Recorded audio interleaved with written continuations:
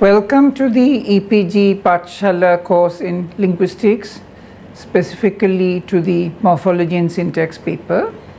I'm Prabal Dasgupta from the Indian Statistical Institute, Kolkata. And today I'm going to cover the module called Irregularity and the IA model. IA is short for item and arrangement. It is one of the three approaches to morphology. There are two complete approaches to morphology called IA, item and arrangement, and IP, item and process. And in addition, there is a third approach, WP, for word and paradigm, which covers part of the material of morphology and often comes in handy to supplement the other approaches. The IP approach under the implementation WWM, whole word morphology, is the main line of teaching in this course. The IA approach, item and arrangement, under the implementation of the morpheme theory, is residual material that we are teaching because the older approaches to morphology were based on it, and it is important that you are able to understand the supplementary reading that you do. And for basic literacy, you have to know how the morpheme approach works. In order to look at how the IA perspective handles irregularity, of course, you have to set the irregularity in the context of the regular forms. Irregularity is most easily illustrated by systematic cases where there are regular forms and there are irregular forms side by side. These alternations, which we have taught you in the context of another module, are of three types: automatic, regular, and irregular. Today, since we are covering the way the morpheme theory approaches these matters, we need to emphasize that the morpheme theory's default analysis always uses allomorphs. In other words, the basic assumption is that one morpheme is expressed by two or more different allomorphs alternating with each other in different environments. Allomorphy can be of two types. It may be phonologically conditioned or it may be morphologically conditioned. These two types fall under conditioned allomorphy. The overwhelming majority of cases of allomorphy are conditioned, so most of the time we stick to those alone. But for the sake of completeness of theoretical coverage, it is our duty to inform you that the theory of allomorphy also allows for non-conditioned or freely varying allomorphy. An example of freely varying allomorphy is that some speakers of English say either or, other speakers say either or. Those who say either also say the negative as neither nor, and those who say either also say the negative as neither nor. This is a free variation part of allomorphy. The morpheme can be pronounced as either or as either. The two allomorphs either and either vary freely. In other words, there is no condition governing this variation.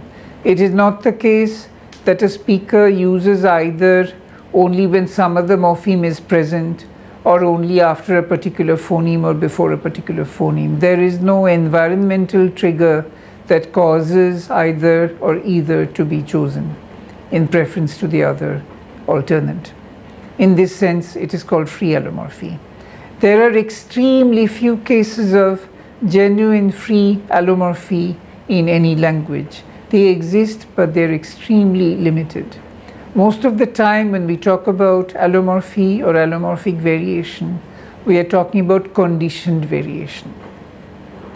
And within conditioned variation, as I was saying earlier, there are two types of conditioning: phonological conditioning and morphological conditioning.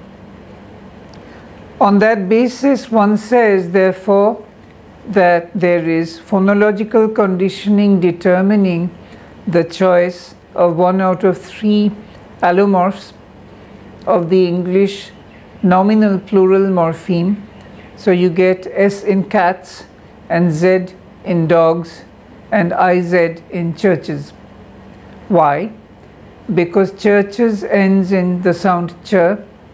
Ch triggers the choice of the IZ allomorph of the English nominal plural morpheme.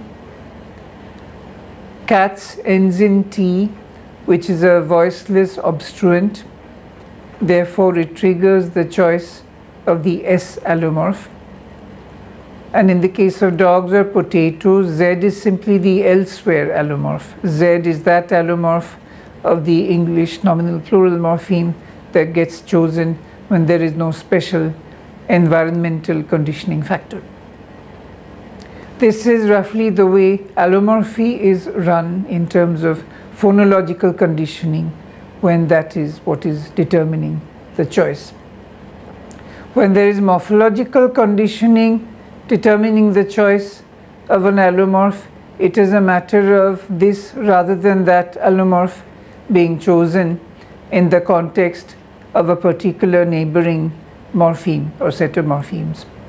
Thus, in English, to continue with the same kind of example, nominal plurals, the plural marker is IZ in the word boxes, but box rhymes with ox. The plural of ox is not oxes, it is oxen. Why is the plural oxen?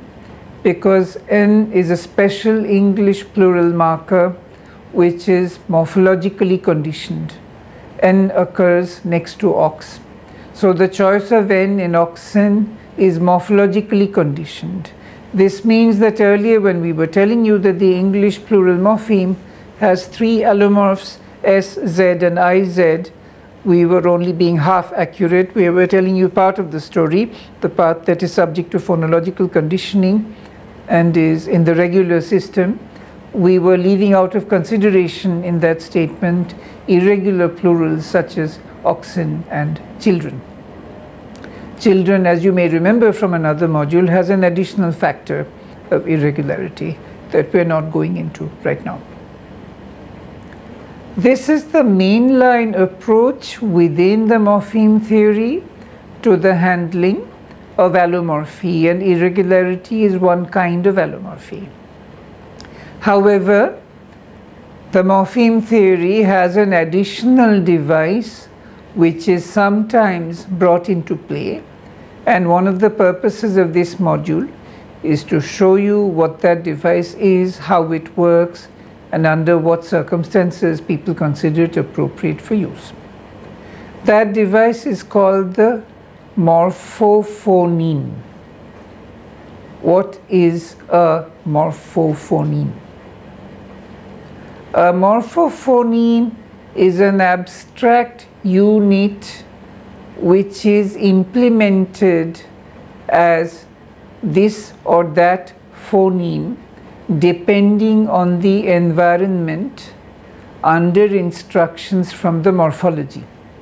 That is what a morphophoneme is. Now that is a slightly long and complicated definition, and you probably cannot use the definition at all. Let us use the word definition as an example to show you how a morphophoneme works. Definition is a noun coming from the verb define. However, the noun is definition, the noun is not definition. How do we describe the fact that in English we say definition, we do not say definition? One way to describe it is to claim that the morpheme define, which as you can see on the allomorph approach has 2 different allomorphs, the defin allomorph to the left of the neighboring morpheme ischen and the define allomorph elsewhere. It is possible to say that this morpheme, instead of being spelled out as two allomorphs, the defined allomorph and the defined allomorph, it is possible to claim that the spelling of the morpheme itself is a single spelling in morphophonemic notation. If you do that, then you're avoiding allomorphy completely. You're claiming the morpheme has exactly one representation. That representation is the phoneme D, the phoneme E, the phoneme F.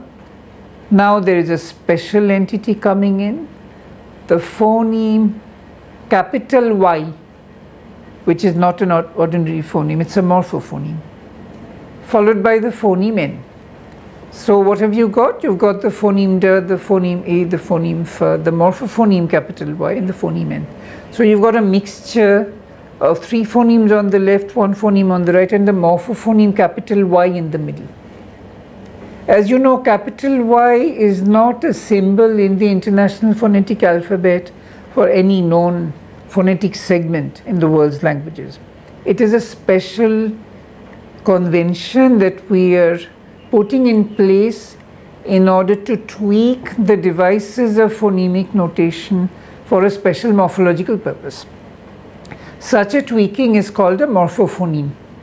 You will be happy to hear that you can identify morphophonemes readily by the fact that the notation always shows a morphophoneme by using a capital letter or a sequence of capital letters, typically one capital letter. People are usually careful to choose a capital letter that does not have any function in the phonemic notation, so that you can unmistakably identify a morphophoneme by the notation alone. That is the long and short of a morphophoneme. So a morphophoneme is going to show up in the middle of the phonemic notation, hiding among the phonemes, pretending to be one of their number, but in fact the morphophoneme is special. It takes special orders from the morphology. It does not follow the laws of the rest of the phonological system. It does not say, hello, I'm a phoneme, I take allophones. It says, hello, I'm a morphophoneme, I take variant phonemes. I come out as a particular phoneme depending on the instructions from the morphology, which is going to tell me which phoneme I should be in this particular place. That is how a morphophoneme functions. Why do you need morphophonemes at all, and under what conditions should a morphologist who is using the morpheme theory deploy the morphophoneme device rather than deploying the allomorphy route, which is the default of morphology? The answer depends on what you gain from postulating a morphophoneme. Imagine that somebody uses morphophonemes to handle the alternation between the English verb go and its past tense form when in the word went, where T is the past tense affix and when corresponds to go. Imagine that you were to say that there is a morphophoneme, capital W, which is pronounced G in the word go and W in the word went. And there is another morphophoneme, capital E, which is pronounced N in the word went and O in the word go. You would be completely crazy and nobody would let you do this. Why? Because you would be describing go and when as if that pattern is repeated over and over again in the language, when in fact it is not repeated at all. It happens exactly once in one corner of the language, however important that corner might be. So nobody lets you apply the morphophoneme device unless it captures a generalization.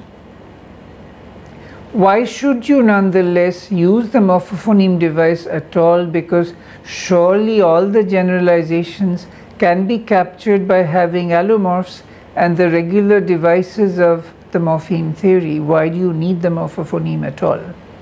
The answer to that has to do with economy of description. If you find yourself saying saline, two allomorphs, saline before iti and saline elsewhere, Divine, two allomorphs, divine before et, divine elsewhere. Bovine, two allomorphs, bovine before et and bovine elsewhere, etc., etc. If you find yourself repeating these two lines in identical format again and again, unless you're a bureaucrat who takes pleasure in repetition of filling out a form, you're going to say, I'm getting really impatient, can you do something to save time? The answer is yes, you can. In this case, the time-saving device of choice is the morphophoneme.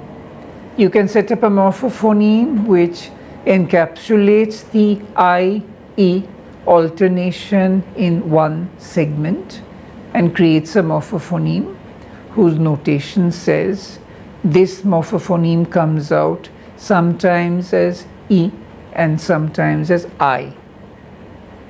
Likewise, you can have another morphophoneme to cover cases like sincere in sincerity, serene in serenity, and other cases where E alternates with E. You can have yet another morphophoneme in cases where English verbs like sleep, creep, and keep take the form E, slept, crept, and wept in the past tense. So weep comes out as wept, and sleep as slept, and creep as crept in the past tense. You can use a morphophoneme there. Notice that the fact that there is an E alternation in sleep and slept and an E alternation in serene and serenity does give you the impression that the same morphophoneme is involved. You might even want to use the same notation for the morphophoneme, like capital E. But notice that the morphological instructions for the morphophoneme in sleep, slept, creep, crept, keep, kept are not going to be the same as the instructions for the morphophoneme that you're using to handle serene serenity and sincere sincerity. Why? Because in the case of serene serenity and sincere sincerity and extreme extremity, what you're going to say is that you get E if the morpheme iti follows the adjective, and you get E elsewhere. In the case of the verb, you're going to say you get the value E for the morphophoneme capital E if the following morpheme is a past tense or past participle morpheme. This is where having a morphophoneme can look like an advantage. There is a price to pay for this. The price to pay is that once you start spelling these adjectives, serene, sincere, extreme, etc., with a morphophoneme in the middle of all the phonemes, you then expect obese to behave the same way, and then your picture gets mixed up because obese does not come out as obesity as you would be led to expect. It comes out as obesity. The structuralist solution to that problem is to say that obese does not have the morphophoneme capital E in its representation. Instead, the morpheme obese has exactly one allomorph, and that allomorph in its phonemic representation has B followed by E followed by S, and that E is the phoneme written I followed by a colon, which is the length mark. It is the phoneme E rather than the morphophoneme capital E. If you do that, you escape the difficulty that the morphophoneme otherwise runs into. But you are really cheating, because your entire handling of English adjectives that take ity is based on the pattern claim that there is going to be a vowel morphophoneme in the last syllable of all these adjectives, and that morphophoneme is going to behave in ways that are predicted by your statements of the alternations within each morphophoneme. So the moment you concede that a word like obese has a regular ordinary phoneme where you would expect a morphophoneme, leads you to admit defeat, and in that sense the structuralist analysis in terms of morphophoneme reveals its weakness, which is that it only works when this semi-irregular pattern manages to adhere to the same pattern in all the cases where it is expected to. So this long discussion was of the morphophoneme angle, which is in the toolkit of the morpheme theory. You need to understand slightly more clearly where the morphophonemes fit into the picture. The structuralist picture assumes that a morpheme itself does not consist of phonemes. A morpheme is represented by an allomorph. That allomorph consists of phonemes.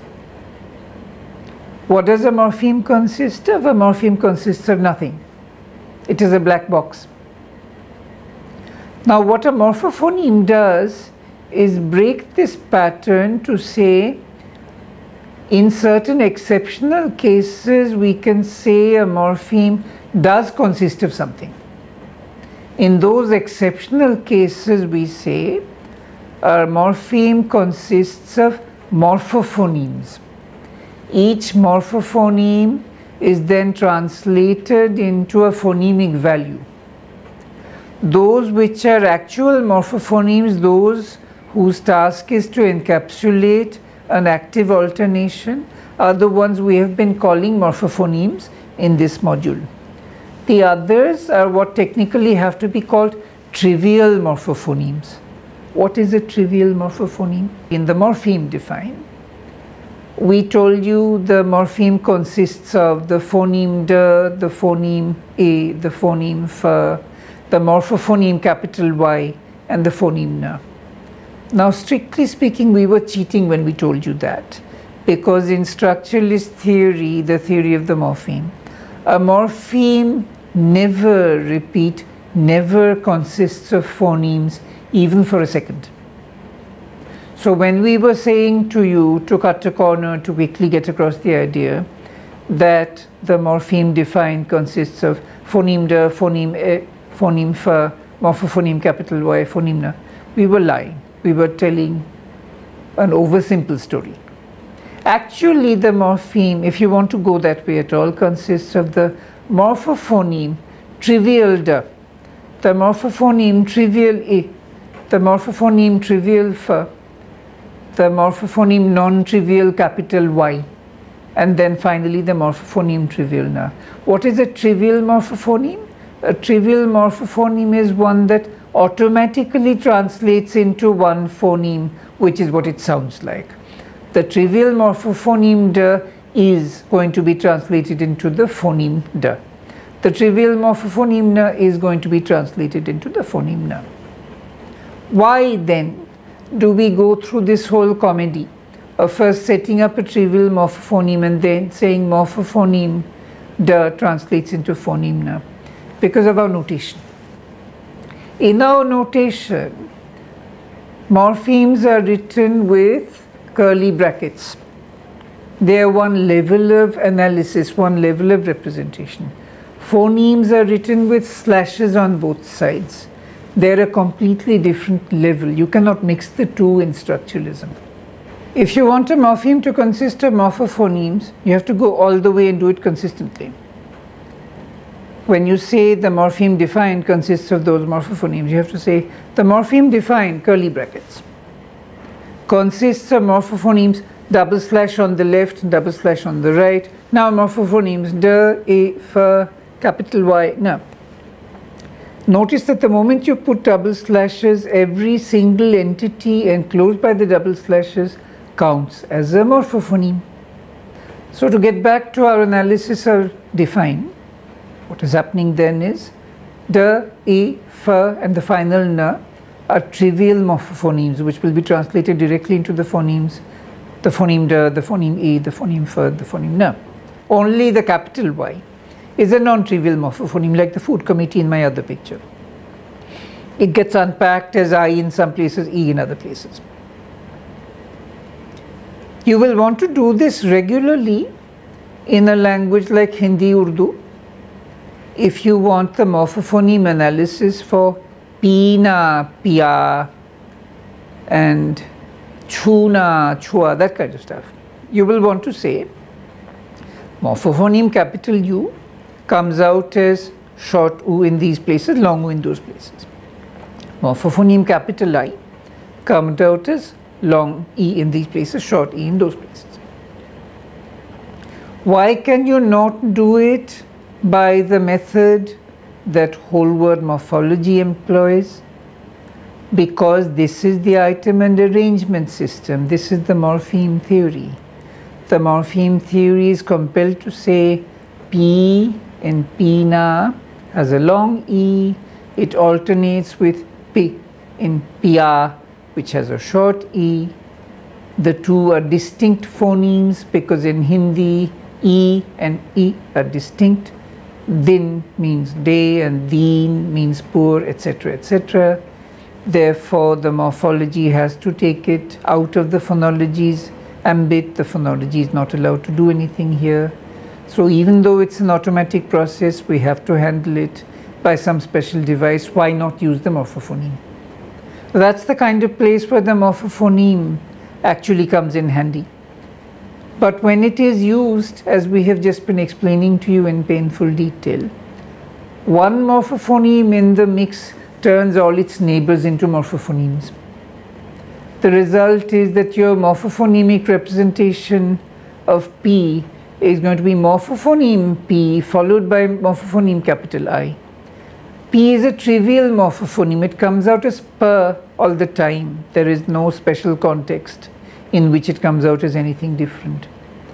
Capital I is a non-trivial morphophoneme. It has actual work to do. It will come out as long E in certain cases like pina and short E in other cases like pia.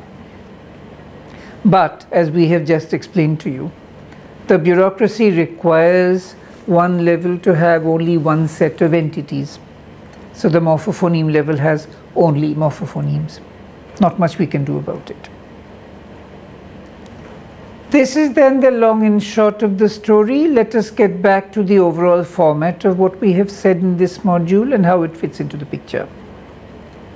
We have been telling you how the item and arrangement approach and its implementation, called the morpheme theory, handles irregular cases. And we have told you that among its ways of handling irregular cases, there is allomorphy and there is the morphophoneme device.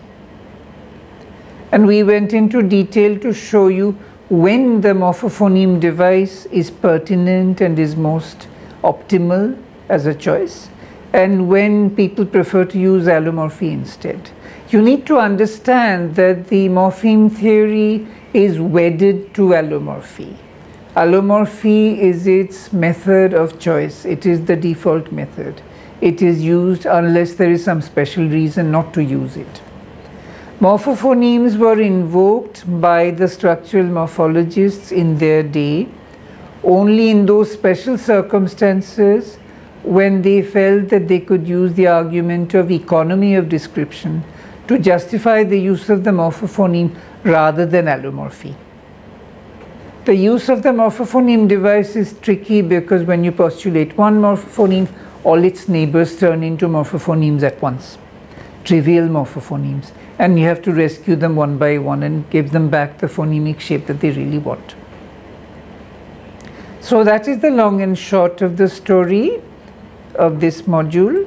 We encourage you to read the e-text to get a sense of the further reading to be done and to get a lot of details about particular examples from a variety of languages, which for the ease of oral exposition we are not covering in the oral versions of this course.